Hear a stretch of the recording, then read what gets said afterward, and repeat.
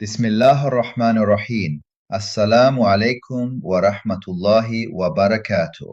Welcome to another session of this course on Islamic inheritance law, in which we shall be looking at the inheritance share of the consanguine sister.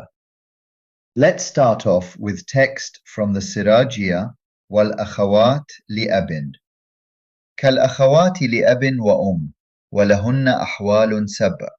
النصف للواحدة والثلثان للاثنتين فصاعدا عند عدم الأخوات لأب وأم، ولهن السدس مع الأخت لأب وأم تكملة للثلثين، ولا يرثن مع الأختين لأب وأم إلا أن يكون معهن أخ لأب فيعصبهن، والباقي بينهم للذكر مثل حظ الأنثيين.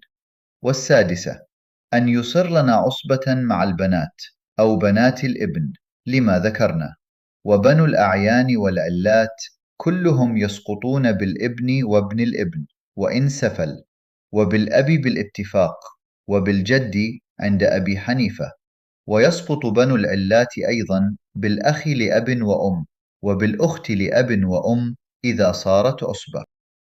A consanguine sister of the deceased is one who has the same father as the deceased but different mothers. In the absence of a full sister, the consanguine sister inherits in a similar manner to the full sister. The Quranic share of the consanguine sister, meaning a sister of the deceased with the same father but different mothers, are detailed in Ayah 176 of Surah Nisa. Allah subhanahu wa ta'ala says, "They seek your ruling. Say, Allah gives you a ruling concerning kalala. Should a man die without a walad, but have a sister, then for her there is 1/2 of the inheritance. He will inherit her if she has no walad, and if there are 2 sisters, they shall have 2/3 of the inheritance. If there are brothers with sisters, then for the male there is the share of 2 females. So a full and consanguine sister only inherit if the deceased person died as a kalala. As mentioned earlier in the course, the majority of the Prophet ﷺ's companions, including Hadrat Abu Bakr, Ali ibn Abi Talib, Zayd ibn Thabit, Ibn Abbas, Ibn Mas'ud, radiyallahu anhum, as well as the 7 fuqaha of Medina and the 4 great imams, settled on kalala, meaning a person who dies leaving neither walad nor walid. In this Ayah 176 of Surah Nisa, the juristic meaning of the word walad, as we have discussed already, is the son or the agnatic grandson, as shown in the family tree diagram, meaning son of son or son of son of son, and so on. The meaning of the word kalala in Ayah 176 is a person who dies without a son, without an agnatic grandson, without a father, and without a true grandfather, according to the Hanfi fiqh, which effectively means that the consanguine brother and consanguine sister are totally excluded by the presence of the son, the agnatic grandson, the father, and the true grandfather, which refers to the paternal grandfather, no matter how high. There are 7 possible scenarios for the consanguine sister. 1. The Quranic share assigned to one consanguine sister is 1/2. 2. The Quranic share assigned to 2 or more consanguine sisters is 2/3. 3. In the presence of a full sister, the consanguine sister or sisters will inherit 1/6, making a total collective share of 2/3. This is analogous to the collective share of 2/3 inherited by the daughter and agnatic granddaughters. 4. In the presence of a consanguine brother, the consanguine sister inherits as a residuary heir by the process of ta'sib. When the consanguine sister inherits as a residuary osba bighayriha, her share is half the share of a consanguine brother. 5. When inheriting with a daughter or agnatic granddaughter, the consanguine sister inherits as a residuary osba مع غيرها. 6. The consanguine sister is totally excluded by the presence of two or more full sisters, unless converted to a residuary by a consanguine brother. 7. The consanguine sister is totally excluded by a son and by an agnatic grandson, no matter how low, and by the father and by the full brother, and also by the paternal grandfather, no matter how high, according to the Hanafi fiqh. Let us look at some example to understand the inheritance share of the consanguine sister. In this example, the consanguine sister inherits with a full paternal uncle as the only heirs. The consanguine sister inherits a Quranic share of 1/2. The full paternal uncle inherits the remaining 1/2 as the residuary heir. In this example, we have 4 consanguine sisters and a consanguine paternal uncle as the only heirs. The consanguine paternal uncle is the consanguine brother of the deceased person's father. Consanguine, as explained before, means having the same father but different mothers. In this case, the 4 consanguine sisters together inherit a Quranic share of 2/3 of the estate, and the remaining 1/3 is inherited by the consanguine paternal uncle as the residuary heir. In this example, the consanguine sister inherits with a full sister. The total collective Quranic share of a full sister and consanguine sisters is 2/3. In this example, the heirs are 1 full sister, 4 consanguine sisters, and a full paternal uncle. The full sister inherits her Quranic share of 1/2.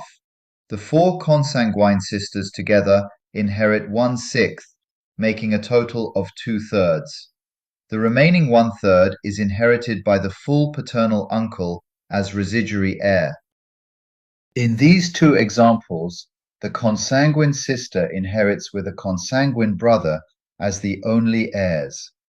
The consanguine sister is converted to residuary heir, asaba ma'a ghayriha, by the consanguine brother. The consanguine brother is assigned 2 portions of the estate, and the consanguine sister is assigned 1 portion of the estate. So the estate is divided into a total of 3 portions. The consanguine brother inherits 2 portions out of 3, meaning he inherits 2/3 of the estate, and the consanguine sister gets 1 portion out of the 3 portions, meaning she inherits 1/3 of the estate. In the second example, we have 3 consanguine sisters and 2 consanguine brothers as the only heirs. Each consanguine brother is assigned 2 portions of the estate, and each consanguine sister is assigned 1 portion of the estate. So the estate is divided into a total of 7 portions.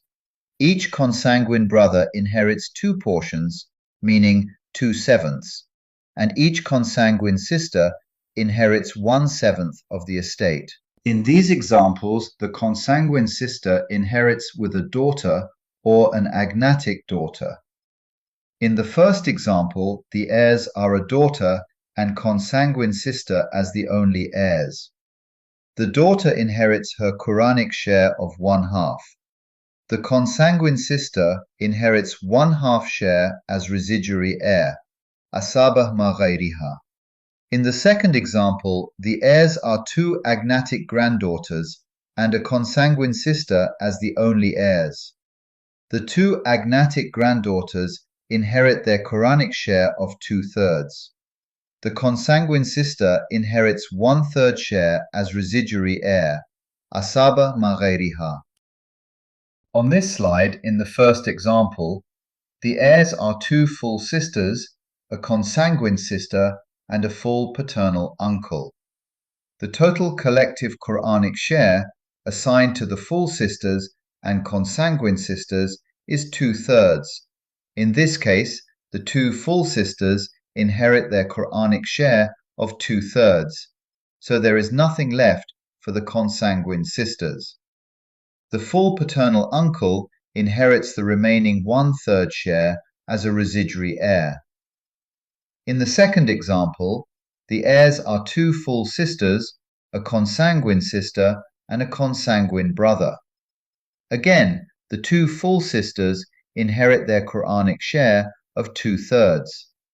In this case, the consanguine brother converts the consanguine sister into a residuary heir, osbatin bighayriha, and together they inherit the remaining 1/3 as residuary heirs, with the consanguine brother inheriting twice the share of the consanguine sister.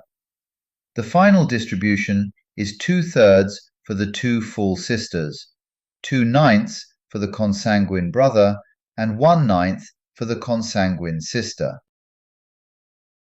This slide shows how the consanguine sister is totally excluded by the presence of a son and by the agnatic grandson, however low soever, and by the father and by the full brother, and according to the Hanfi fiqh, also by the true grandfather, however high soever.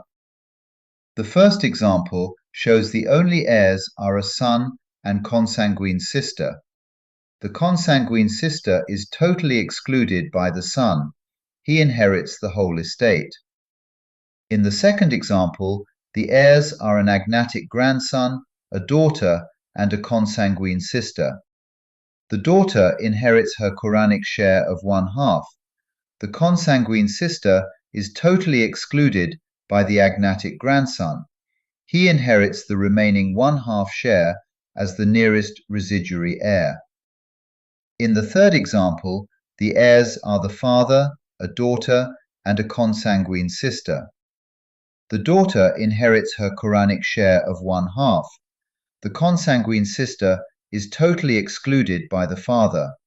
He inherits the remaining 1/2 share as the nearest residuary heir. In the fourth example, the heirs are the paternal grandfather, the mother, and two consanguine sisters. The mother inherits her Quranic share of 1/6.